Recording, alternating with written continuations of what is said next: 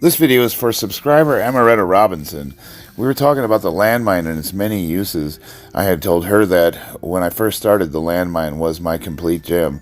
All I had was a landmine, a bar, a couple of plates, and that was it. That was my entire gym. So I wanted to give a demonstration to anybody interested about all the things that you can do with a landmine. I believe that if you have limited money, limited space, limited equipment, limited whatever, you can do basically a complete gym workout with just this one piece of equipment. It's a great starter piece of equipment for anyone looking to start working out at home. And it's one of those things that I think everybody should have in their arsenal. They're not expensive, they're easy to store, and there's no end to what you can do with them.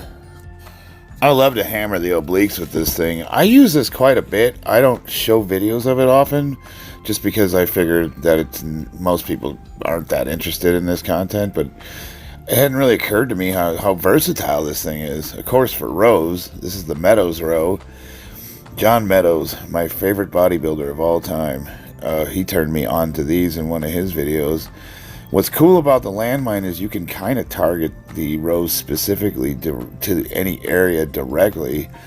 And it's I don't know, is it better than dumbbells? Is it better than barbell rows?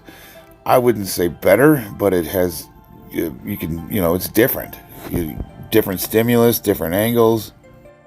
It's most definitely easier to control. I mean, the imagination's pretty much the limit when it comes to this thing. You can do full body presses, you can do standing presses, you can kneel down and do presses, kind of like a seated rows. I mean, how many different kinds of rows can you do with this bar? And they make a ton of different attachments that you can put on it to make the grips more ergonomic or extend the range of motion. I like to stand on those oil change ramps to give myself a little more range of motion when I'm doing rowing. The big downside for me, or guys like me, if you wanted to use this as your only piece of equipment for training, would be manipulating enough weight. If I put 3 or 4 plates on this thing and trying to get that overhead can be difficult from the floor. They make stands for them, so you can set it down on a stand and then just move it off. I really need to order one of those because I have a hack squat attachment, and without that I can't put a significant enough amount of weight on it to do them efficiently. I think that'll be my next purchase. Those are like $200 though. They make a ton of attachments for the landmine, and at the end of the day, you can actually spend enough money to where you would have been able to justify just getting a barbell and a rack. If I bought every attachment they make for this thing, I might as well just get a proper weight set. But you can get Viking press attachments, you can get hack squat attachments, you can get T-bar row handles, you can get ropes, chains. They make a belt squat for it. I mean, there's just no end of little trinkets that you could slap on this thing to turn it into more of an effective workout tool. One of the other upsides is that you have one piece of equipment, so you're doing all these exercises without having a ton of crap to pull out and put away. So it's also efficient for time. This is the hack squat attachment. Now, as you can see, it's got side little bars there where I can put weights on it and put the weight more directly over my shoulders. In order to get, say if I put 6 plates on this thing, I can do a legitimate hack squat, but how the heck do I get it off the floor to get under it? That's where the stand comes in. The stand would go right about where those orange plates are at, so when I set it down I can get under it, and then you just lift it up like you're walking a squat out of a rack, and you just walk it to the side a little bit, and there you go. Those stands, they kind of look like, they look like light posts with like a little groove on the top of them. It's just a notch that the bar sits in. And they're super expensive. They're like $200 to $300. I thought about building one, but it's just something where I just keep forgetting about it.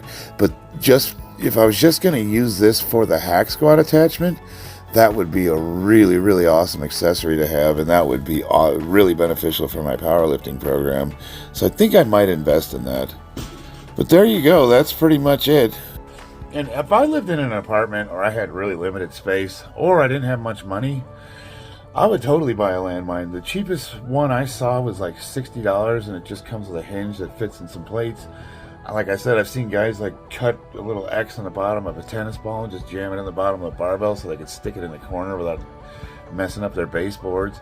They make plates that bolt down if you want to get super serious. You know, you want to put a ton of weight on them, and you want to make sure that doesn't move, because that's definitely a consideration. They have ones where, you know, it looks like a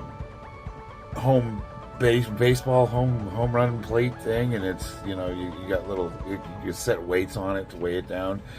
There's just no end of different designs and attachments you could buy, and they make attachments for everything. I don't even think I scratched the surface on the movements you can do with this. I mean, literally your imagination is your limitation when it comes to this piece of equipment. So pick one up, man. Go on Amazon, spend $60 and get that little hinge that fits in a plate and mess around with it. Grab one of your old crappy barbells that you've bent, or the one that's rusting in your backyard and you've been meaning to throw out. It's just sitting back there. Perfect. You know, that's garbage anyways, and it makes for a perfect landmine barbell.